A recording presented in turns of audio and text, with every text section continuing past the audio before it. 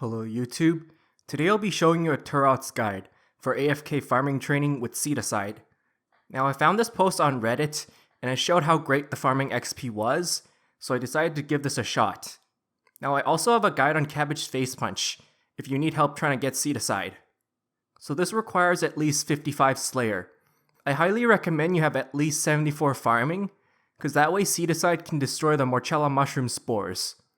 I recommend 82 summoning, so that way you have access to demon brawlers. So they're located in the Fremenic Slayer dungeon, and it requires 62 and 81 agility just to use the shortcuts to get there fast. Alright, so here's my equipment setup.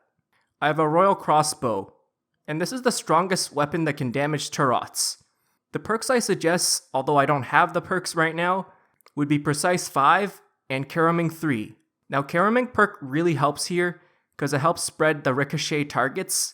Then I have the full Armadillo set, and the perks I suggest, well, doesn't really matter what perks, but Scavenging 2 or 3 really does help, because you're going to be killing a lot of these per hour. Now alternatively, because they don't hit that hard, you can use full Farmer's outfit for 5% more farming XP. You may also use Silverhawk boots instead, if you want agility XP.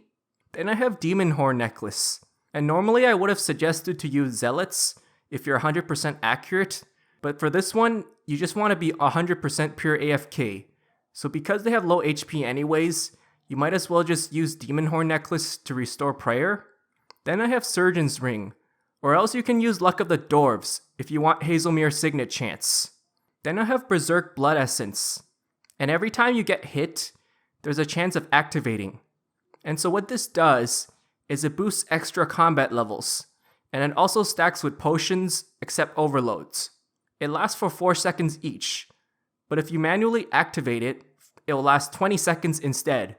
Now the manual activation has a 60-second cooldown however, so in 1 hour, this should take approximately 2,500 charges. Now Congealed Blood is very cheap, so it's not going to make a difference in the cost per hour. But otherwise, if you don't have this, it's fine. Just use overloads with Godbook. Then I have Penance Aura, or Vampirism Aura, or Inspiration Aura. Now the aura is optional anyways, as it doesn't really make a difference. Then finally I have Elf City Quiver, and that is used to store Royal Bolts, as well as some prayer bonus. Alright, so here's my inventory setup. I have Regression Potions, then I have Supreme Ranging Potions, and that is the upgraded version of the Extreme Ranging Potion. It adds 2 more levels compared to the regular Extreme Ranging Potion. If you don't have that, that's fine, just use regular Extreme Ranges. And so the reason being is, because it stacks with Berserk Blood Essence, and you get a whopping increased 34 range levels. Now you only need to redrink once every 6 minutes, because the boost doesn't drop by more than 5 levels from the original. Then I have Weapon Poison Plus, and I'm not sure if it helps, but it's kinda nice extra DPS. Then I have Replenishment Restore Potions, as well as Prayer Potions. Although I didn't bring a cup of tea, I would kinda recommend you have this, because sometimes when you need to exit and return to this area, you will encounter Basilisks.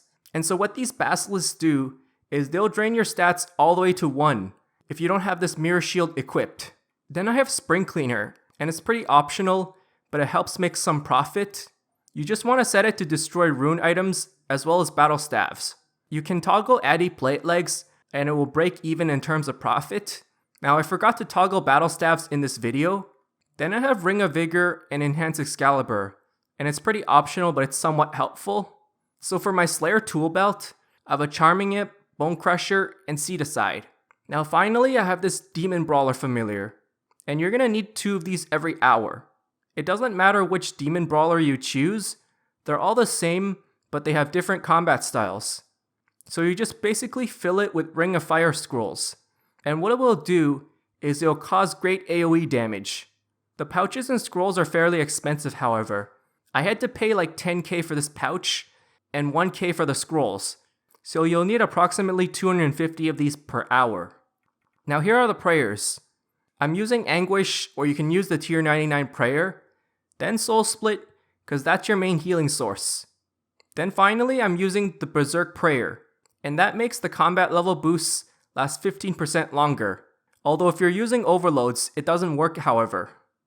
Alright, so for my action bar, I have Ricochet on the first slot. Then you want to follow it with Corruption Shot.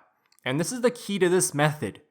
You can unlock this by buying the Mazcap Ability Codex from the GE for 14 mil. Then you want to fill the rest with whatever basics you want. For thresholds, you want to use Bombardment, and that is the only AoE threshold. For the ultimate, you can either use Death's Witness or Incendiary Shot. Now the Incendiary Shot does have a decent AoE, but it's not that great.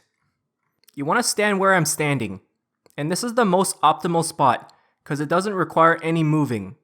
So pretty much just rely on auto retaliate to AFK. To optimize multi-target abilities, just find a cluster of Turoths and use Corruption Shot. There's not much to say really, it's fairly AFK, and I mean I hope Corruption Shot does spread all the way across. Now every 30 minutes, you must renew the Demon Brawler pouch. So here are the drops. Now they're not very great GP per hour. They sometimes do drop Addy and Rune items, and they also drop Earth Battle Staff sometimes. They're an amazing source for hard clue scrolls. Now I didn't bother area looting since they're pretty spread out. So from the Spring Cleaner, I got approximately 1.1 mil worth of drops. It could have been more if I toggled battle staves. Alright, so in 1 hour, I got 215k range combat XP. Then I got 143k farming XP.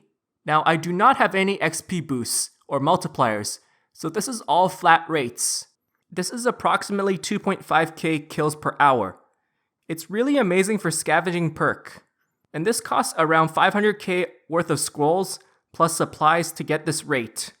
Now the XP rates for farming may vary, cause like the guy on Reddit said he's only got 160k range XP per hour, but seems like he actually gets 143k farming XP per hour, like I did in this video. I might have gone unlucky here, or he might have gone lucky, cause there's no way I would kill more than him per hour, yet only get the same farming XP. So in comparison to tree farming, it's not really worth it. I mean, tree farming is a projected 1 mil XP per hour. Farming does become a limiting factor, however, and it's somewhat expensive to plant trees.